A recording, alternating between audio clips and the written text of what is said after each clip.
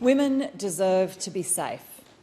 On Friday afternoon, Jennifer and Gretl Petelczyc of Berkeley Crescent in Floreat were shot and killed by their friend's ex-husband, Mark Bombara.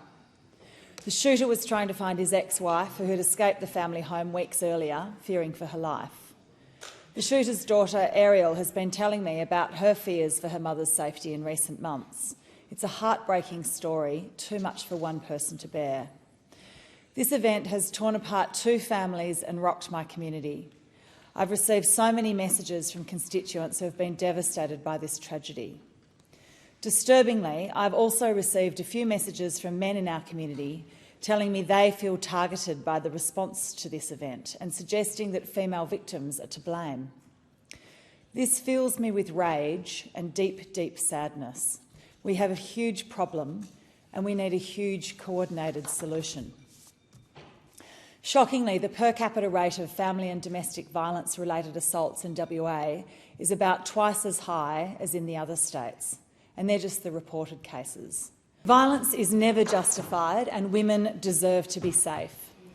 Constituents have since told me that they want to see change. Here are a few of the messages I've received.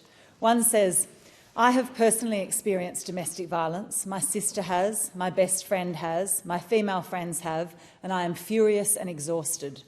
It affects all women of all ages, of all socioeconomic classes, education levels, races and culture. It's perpetrated by men of all ages, of all socioeconomic classes, education levels, races and culture."